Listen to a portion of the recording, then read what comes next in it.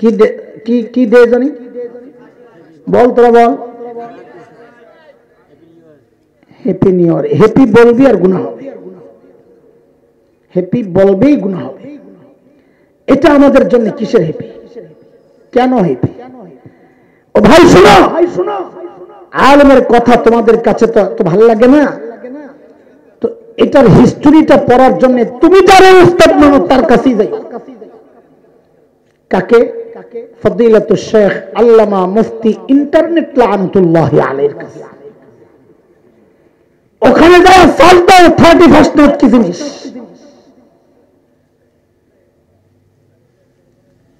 কি দিয়া সার্চ দিবা, কি লিখবা, তো আমি সূত্র দিয়ে দিই। ওখানে যায় লিখবা জানুস। এ যুবক খেয়াল করো, কি লিখবা? জে ফর জাপান, জাপান লিখতে JANUS কি হয়? জানুস লেখে সার্চ দিলেই দেখবেন 2 মাথাওয়ালা একটা মূর্তি বেরিয়েছে। কয় মাথা?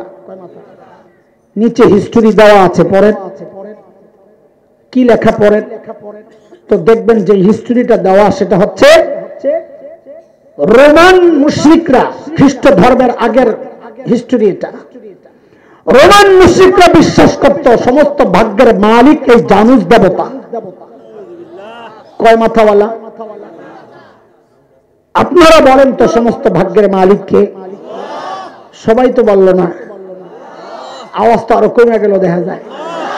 আরো জোরে চিৎকার করে বলেন ভাগ্যের মালিক আল্লাহ। কোরআনের কারীমের মধ্যে বলেছে, সূরা আরাফ আয়াত 188 188, আল্লাহ বলেন قل لا أملك لنفسي نفعا ولا ضرا إلا ما شاء الله।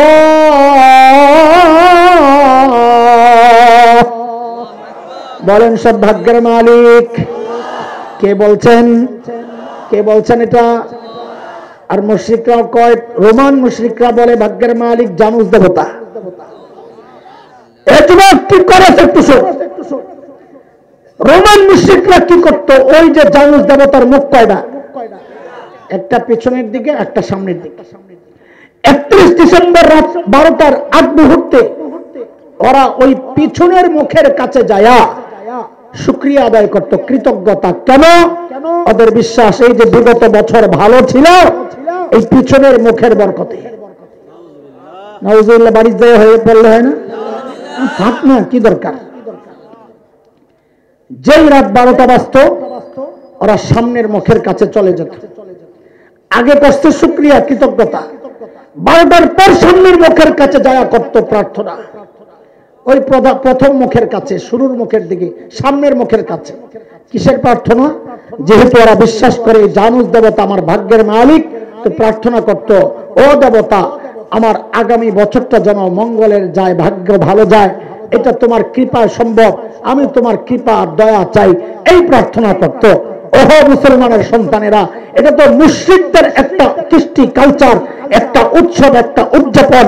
তুমি মুসলমানের সন্তান হইয়া তুমি কেন তাদের সাথে যাওয়া লাফাও? তুমি কি করে এটাকে হ্যাপি বলো, আনন্দের বলো, উৎসবের বলো? আল্লাহর কসম, তুমি যদি বুঝে শুনে এর পরেও যাও তা আসলে ওদের সাথে করতে হবে না। না, যাওয়া যাবে না।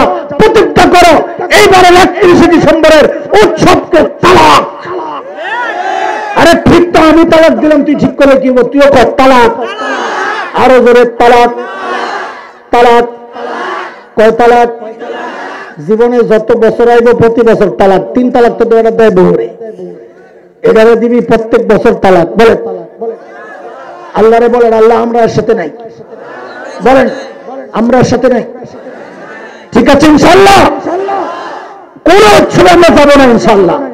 সেটা গানের হোক, সেটা পটকা ফোটানো হোক, সেটা বোতল মারা হোক, বন্ধু বান্ধব নিয়ে আড্ডা দেওয়া হোক, হই হুল্লোড় করা হোক, চিৎকার চেঁচামেচি করা হোক, রাত জাগা হোক, 31 ডিসেম্বর কেন্দ্রিক কোন প্রোগ্রামের সাথে মুসলমানের সন্তান যোগ দিতে পারে না, পারে না, পারে না।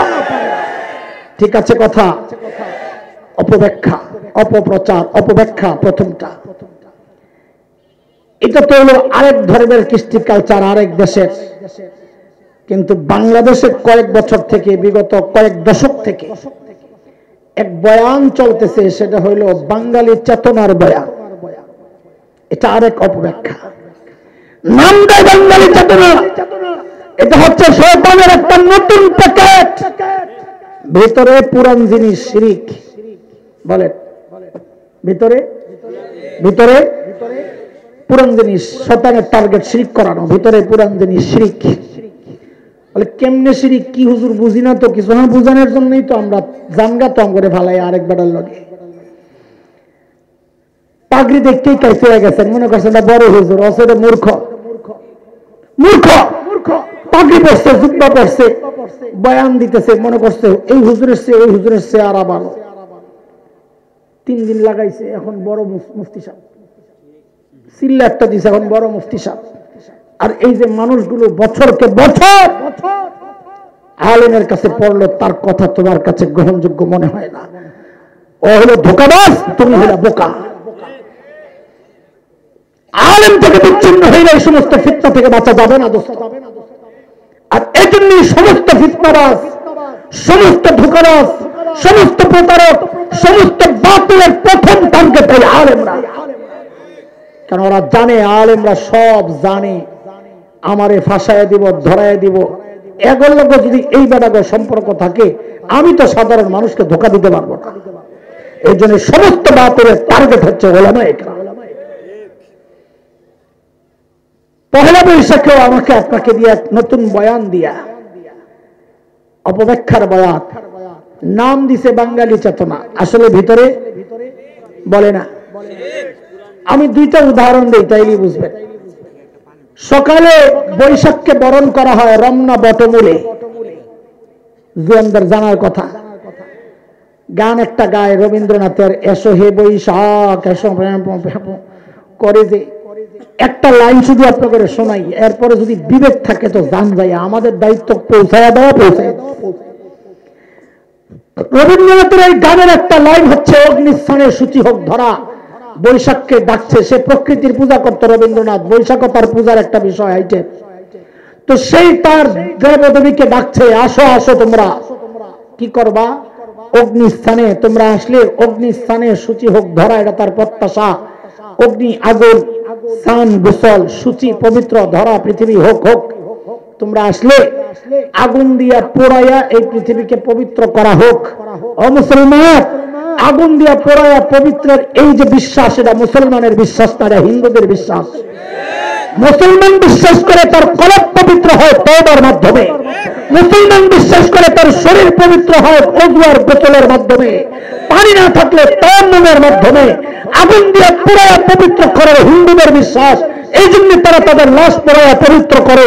তুমি মুসলমানের সন্তান হওয়া, এই বৈশাখী মেলার নামে এই সমস্ত বটমূলে যায় এই গানে অংশগ্রহণ করা, এটা হচ্ছে শয়তানের অপব্যাখ্যার আরেকটা প্রক্রিয়া।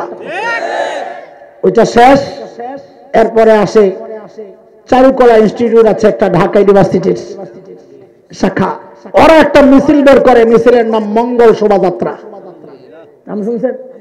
মিছিলের নাম মানে এই শোভাযাত্রা মিছিল, মিছিলে যারা অংশগ্রহণ করবে তাদের আগামী বছরটা মঙ্গলের যাবে, এটা হইলো ওদের বিশ্বাস, এটাই বলতে চায়। কিন্তু বিষয় হলো মিছিলটা হলো মানুষের। মিছিল কার বলেন? মিছিল কার? মানুষের মিছিলের সামনে পেশার মূর্তিকে জিজ্ঞেস করছেন কোনদিন কাউরে? জিজ্ঞেস করতে গেলে একটা বয়ান দিবে কি, আপনি জঙ্গি পাকিস্তানপন্থী। এই বয়ান দিয়ে দিয়ে উম্মতকে শিরিক করাচ্ছে এই সমস্ত নাস্তিকরা। কেন আমরা এতটা পাগল আর অস্থির হয়ে গেছি যে বাঙালি মুসলমান না বুঝার কারণে অপব্যাখ্যার খপ্পরে পড়ে বাঙালি চেতনার নামে সবগুলা যায় শিরিক করতেছে, কারো কোনো খবর নাই। বলে কেমনি হুজুর? কেমনি তো সমস্যা, এই জন্য তো হুজুররা শত্রু, সব কেমনি যে বাড়ি করে দেয়। এই আসলো কেন? পেশা, হিন্দুদের বিশ্বাস এটা। ওই যে রোমান মুশরিকরা বিশ্বাস করত ভাগ্যের মালিক জানুস দেবতা, মনে আছে? হিন্দুদের বিশ্বাস হচ্ছে ভাগ্যের মালিক হচ্ছে মা লক্ষ্মী দেবী। কে কে কে? লক্ষ্মী দেবী। এটা আপনারা ও মাঝে মাঝে কয়ালাম, বিরত থাকবেন, একটু ভালো কিছু। আমার লক্ষ্মী মা এটা, আমার লক্ষ্মী বাবা, লক্ষ্মীটা হিন্দুদের বিশ্বাসের সম্পর্কীয় শব্দটা বলা যাবে না।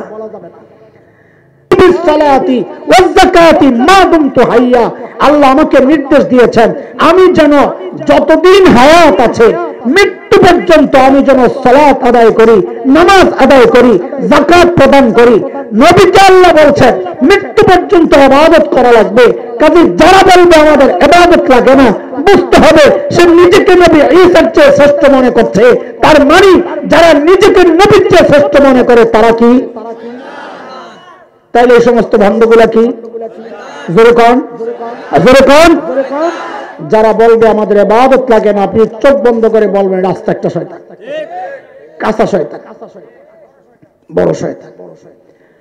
অপব্যাখ্যার আরেকটা বর্তমান বাস্তবতায় একটা ছোট্ট অপব্যাখ্যার একটা সূরত আপনাদেরকে দেখাই। সেটা এই জন্য প্রাসঙ্গিক যেহেতু 2 দিন পরে 31শে ডিসেম্বর আসতেছে।